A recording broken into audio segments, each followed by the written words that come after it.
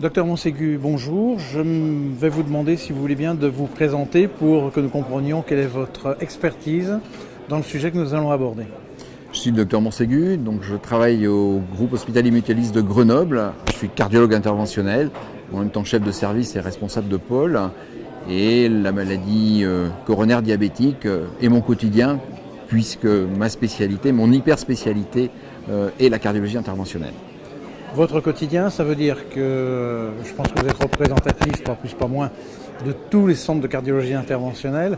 Et que représentent les diabétiques dans le recrutement d'un centre comme le vôtre?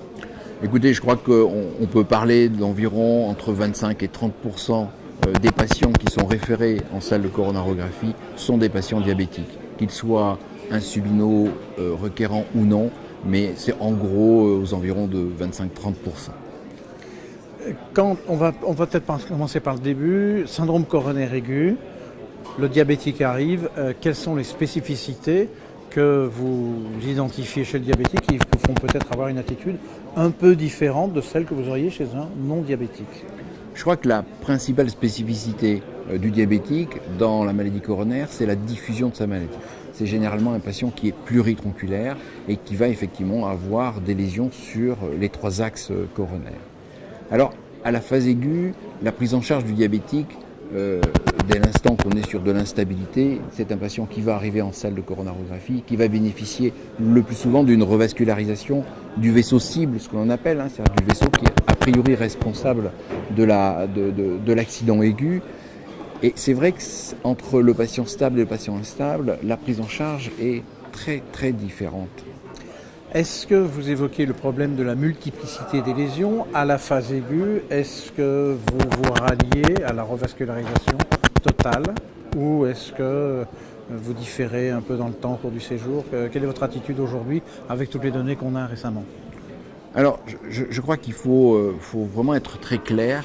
Je pense qu'en phase aiguë, on s'occupe du vaisseau cible et on ne va pas chercher à traiter les autres lésions. On les discutera dans leur traitement, soit dans la même hospitalisation, soit dans un deuxième temps, ce d'autant que le patient diabétique a très souvent une maladie rénale associée et que l'utilisation des produits de contraste ne fait que dégrader potentiellement sa fonction rénale. Donc je crois que dans un premier temps, on traite le vaisseau cible et après on discute des modalités thérapeutiques de la stratégie de revascularisation dans un deuxième temps sur les autres lésions. Et on a parlé de syndrome coronaire aigu, donc syndrome coronaire aigu, le diabétique ou pas diabétique, en gros c'est pareil. On passe à la maladie chronique, pas forcément dans les suites d'un infarctus, mais le diabétique déjà, on a dépisté une ischémie myocardique, donc où on va après? Alors ce qu'il faut savoir, c'est que malheureusement la prise en charge de la maladie coronaire du diabétique pose réellement un problème. Que ce soit pour le chirurgien cardiaque, que ce soit pour l'angioplasticien. Et quand on regarde quand même la littérature, à l'heure actuelle, les données que l'on a montrent que chez le pluritronculaire diabétique, la chirurgie fait un peu mieux que l'angioplasticien. C'est toujours d'actualité. Ça reste toujours d'actualité, avec toutes les limites que l'on connaît quand même des études, qui sont parfois des patients qui sont un petit peu biaisés, mais même quand on regarde les registres, la chirurgie fait mieux. Néanmoins, on a beaucoup de résultats sur des techniques qui sont déjà anciennes, notamment l'utilisation de stents de première génération, ces stents actifs de première génération, et on manque encore de données avec les stents de deuxième génération qui peut-être ouvrent une petite porte plutôt favorable à l'angioplastie coronaire. Et quand ces patients sont après en traitement chronique, est-ce que le fait d'avoir des tas de thérapeutiques déjà pour le diabète, est-ce que ça pose des problèmes vis-à-vis des antithrombotiques?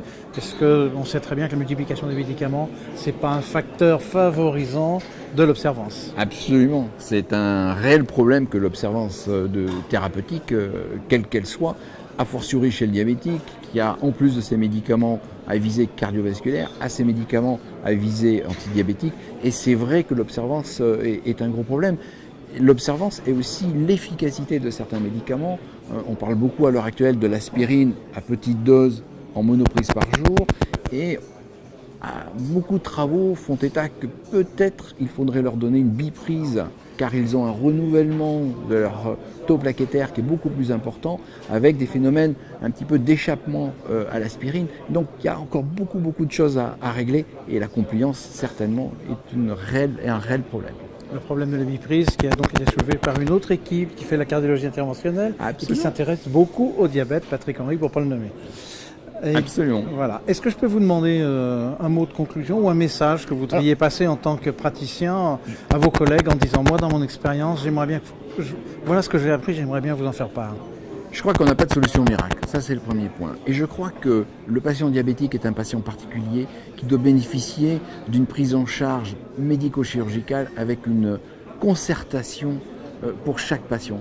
Chaque patient est différent, il faut l'analyser dans sa façon globale, dans son approche clinique, comment il a inauguré sa maladie, l'âge du patient, la diffusion de la maladie en termes d'atteinte lésionnelle, la fonction ventriculaire gauche, qui est aussi importante à prendre en ligne de compte, et discuter la meilleure solution thérapeutique pour mon patient.